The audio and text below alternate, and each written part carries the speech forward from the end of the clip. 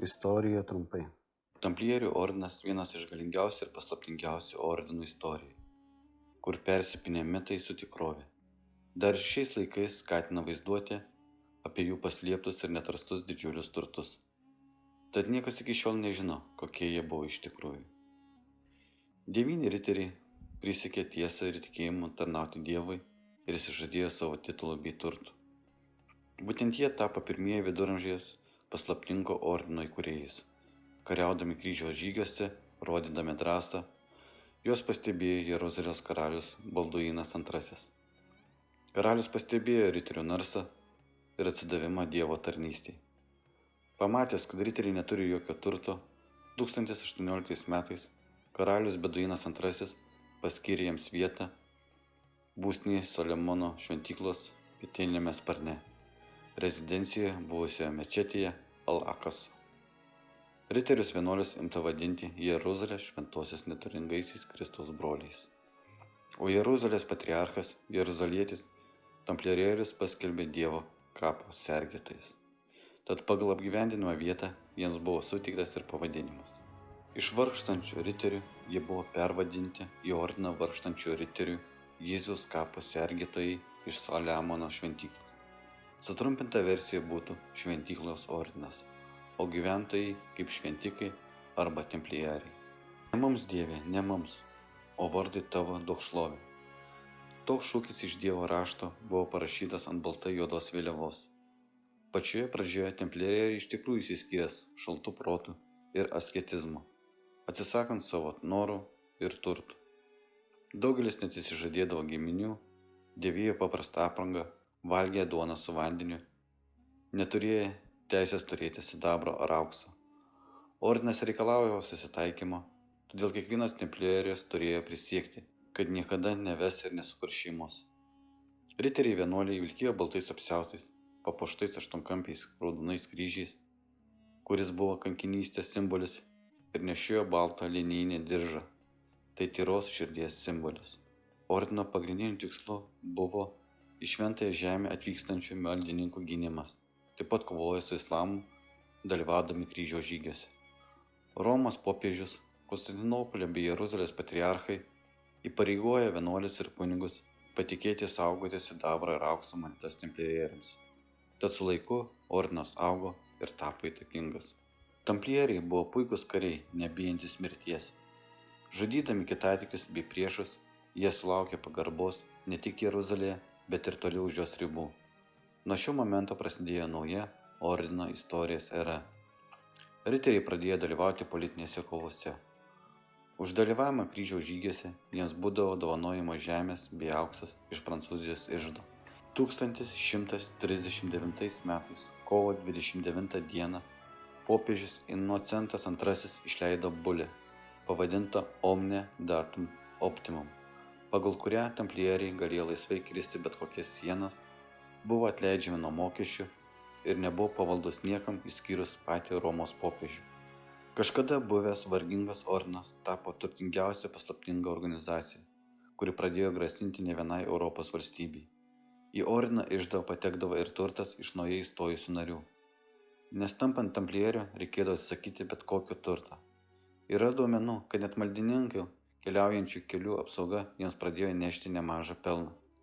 Nepaperkami ordino nariai nerinko duoklį. Jie paprasčiausiai plėšdavo pro šalį einančius karavanus. Tad pajamos templierių nepertraukamai augo. Juos imta vadinti sidabro žmonėmis. 13 amžiaus antroje pusėje ordinas tapo savarankiška valstybė su savo kariuomenė, teismais, policija, finansais. Jis susidėjo iš provincijų, kurioms vadovavo komtūrai. Ordino broliai skirstėsi į riterius, kaplanus ir tarnaujančiosius brolius. Ordino riteriai sėkmingai vertėsi ūkinė, bankinė bei prekybinė veikla. Jiems priklausė didžiulės latifundijos. Latifundija tai labai didelis privačios žemės sklypas. Jie turėjo savo bankus Londone ir Paryžiuje. Taip pat turėjo didžiulį laivyną, o skolindami pinigus kilmingiesiems tamplieriai pamažu supirkinėdavo už skolas šių valdas. Daugybė grafysčių su upėmis, miškais, kalnais ilgainiui tapo tamplierierių nuosavybė. 1187 metais Tamplieriai patyrė skaudų pralaimėjimą prieš saracėnų sultoną Saladiną mūšyje prie Hatino. Daug riterių žuvo. Jeruzalė buvo užimta saracėnų. Po keleto metų tamplieriai buvo priversti pasitraukti iš Sirijos. Jie persikėlė į Kiprą, o vėliau iš ten dalis grįžo į Prancūziją. Didžiojo magistro pavedimu tamplierių turtas buvo pargabentas į Paryžių ir padėtas į centrinį tamplierių banką.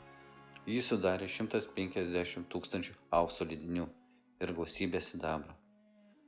Tad iškilo nemažai teorijų, kad tamplieriai nukeliavo ne tik į Amerikos, kad įgautų sidabrą iš Peru ir Meksikos. Žinoma, tokie turtai negalėjo nesukelti konkurentų pavydo. Tačiau Anglijos ir Prancūzijos karaliai nieko negalėjo. Jie pinigais bandė išpirkti savo nuodėmes, aukodami riteriams.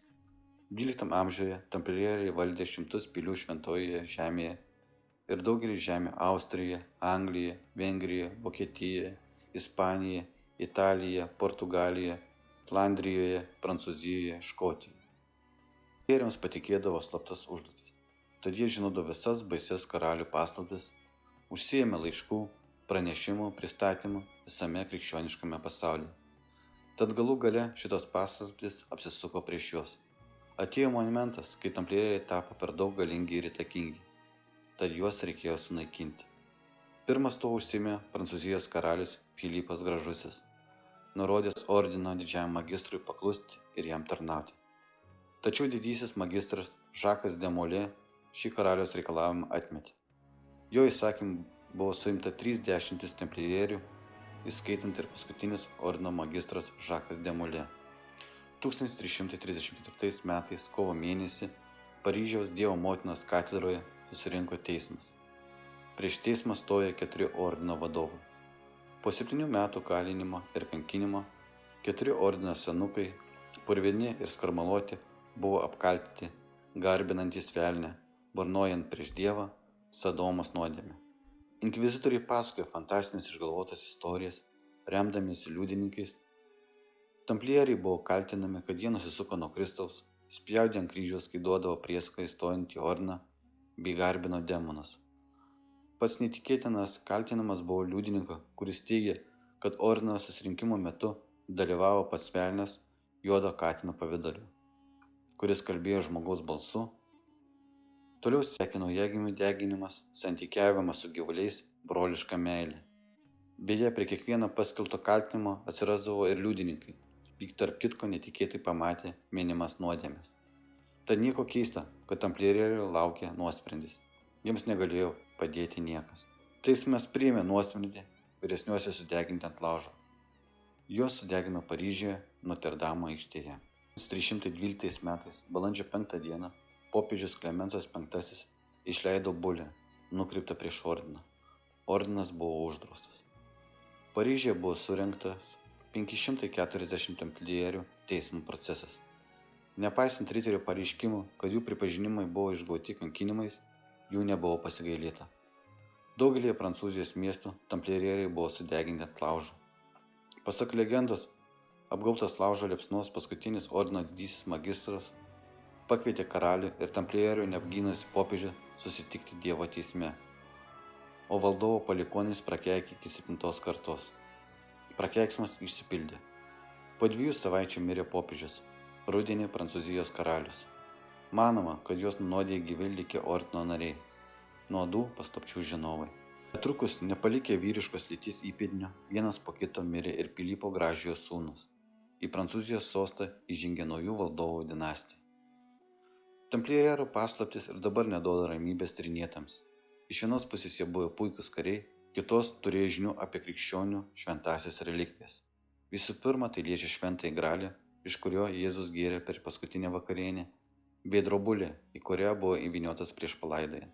Versijų yra daug, ypač aprašytos inkvizicijos, kurios per apklausas kankinimo būdu išgavo iš tamplierių. Tamplierių ordino žlugimas apipintas paslaptimis ir išgalvojimus, kaip ir jo sukūrimas. Pradedant 9 vargstančiais riteriais, kurie sulaukė dėmesį iš karaliaus, skirdamas jiems atsakingas pareigas, tai yra saugoti Kristaus kapą. Yra taip pat iškelta versija, kad keliaujantis riteriai buvo šnipai, daug senesnio ir galingesnio ordino, ir atvyko į šventąją žemę, ne kovoti su islamu, ar saugoti krikščionių, bet ieškoti senų, slaptų žinių ir relikvijų. Ordino pabaigoje templieriai turės šventąjį gralį ir drobulį, į kurią buvo įvyniotas Jėzaus kūnas, bei didžiuliai turtai, dėl kurių ordinas ir žlugo. Prancūzijos karalius Filipas įėjo į templierių pilį, kad paimti turtus, broliai nesipriešino, kadangi negalėjo pakelti ginklų prieš krikščionis, bet pilies iždą rado tuščią. Nebuvo net šventų indų apeigoms atlikti.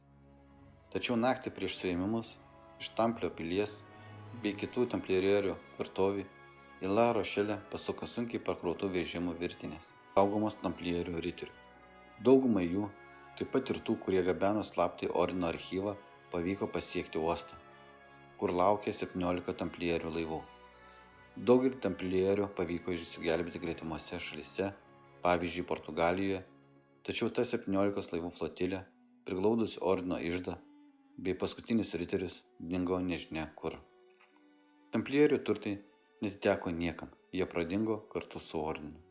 Ir tapo viltimi lobių ir nuotykių ieškotojams, kad galbūt kada nors jiems pavyks jį atrasti ir atskleisti paslapties šydą apie kadaise buvusį galingą ir paslaptingą templierių ordiną.